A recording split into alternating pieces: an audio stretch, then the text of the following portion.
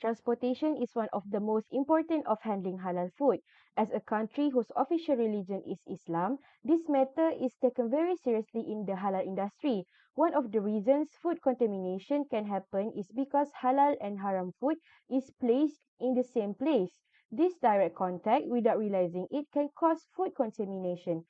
For example, goat is a food that can be eaten by all humans, and for Muslims, it is halal if it is slaughtered and managed properly according to Sharia law. Before eating it, handling methods are also taken into account, such as where meat it is cut and where it is stored. The meat that has been cleaned must be kept in a separate place from illegal raw materials because it can cause food contamination. Meanwhile, pig is an animal that is forbidden to be eaten by everyone. This is due to Allah's prohibition that has been stated in the Al-Quran in Surah Al-Ma'idah verse 3. Pork must be stored in a separate place away from halal raw materials because it can cause food contamination and cause halal raw materials to not be eaten. The facts of this case study is, this case was released by the Director of Makis Johor, Siti Nur Ahmad on 17 July 2017.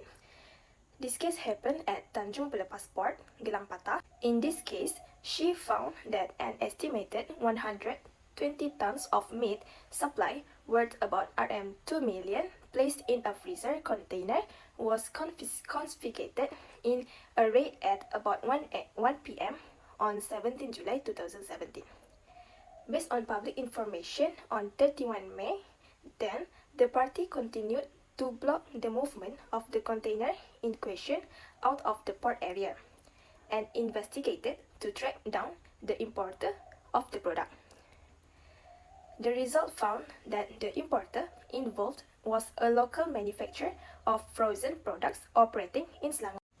Apart from that, there is doubt in terms of the load of the container containing lamb meat and a load of pork meat placed in the same container. The businessman involved violated the terms of the permit to import meat, which should only be allowed to be imported from Australia. Instead, the meat that arrived at the port was from Spain, including meat suspected to be pork.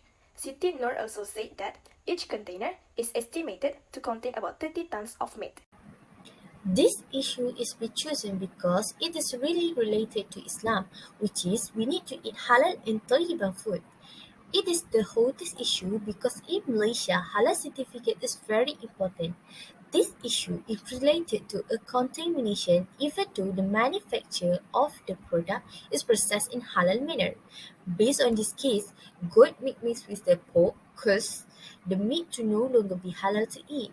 It is because the pork is dirty and harmful. As a result, it may cause bacteria or pork juice to be transferred to halal meat mix which is in the same containers. I want to talk about how to solve the problem according to Sharia law and law. The way to solve the issue of mixing halal and non-halal food in one transport is by following Regulation 56 Food Hygiene Regulation 2009. Based on the Food Hygiene Regulation 2009, Regulation 56 vessels used as food transport must 1. Clean and able to function properly. 2. Separate food and non-food items to prevent cross-contamination if necessary. 3. Not use the transport dangerous, toxic, or poisonous substances. And 4.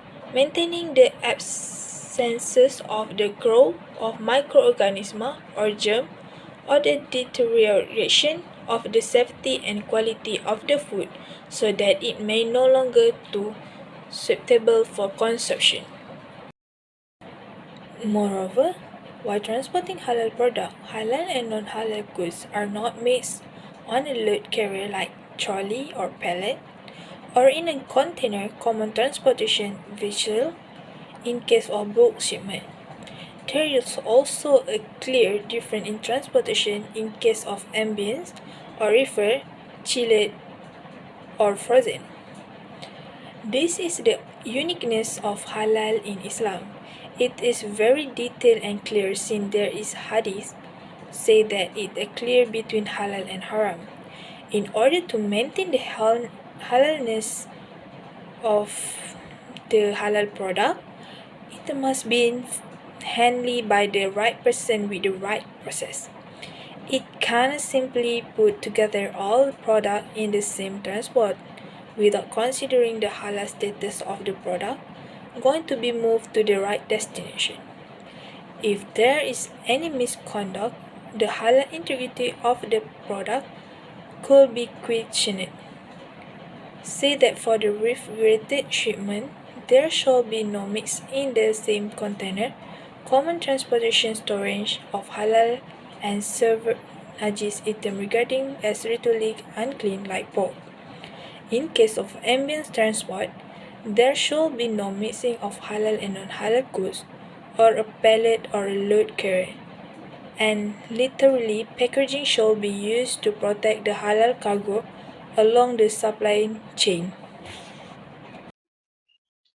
In addition, JACA will also withdraw the recognition of the Halal certificate from companies that do not comply with the conditions found in the production of halal food that following Sharia law. This is because if a company violates the halal requirement, then the product produced will be a non-halal product. For example, as in the case above, which is a mixture of a good meat and pork in the container. Last but not least, the company also need to ensure the improper management of transport unit or storing facility avoid cross-contamination, including improper sanitation, hauling back hazardous material, failure to maintain tank washing record, and improper disposed wastewater. An aluminum phosphide fumigate method in rail transit.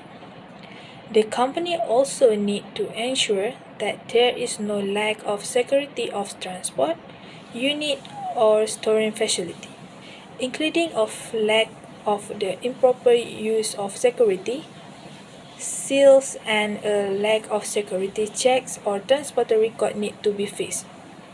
The company also need to ensure lack of driver, employer training and or supervisor manager own knowledge about food safety and safety is improved. For the conclusion, this case is categorized as a serious case for Muslim consumers and producers. This is because Muslims are taught to eat halal food where the food does not contain any animal DNA that is forbidden in Islam, such as pork. Pork is one of the four forbidden foods for Muslims to consume. Pork is prohibited because it contains many bacteria that affect the health of our body.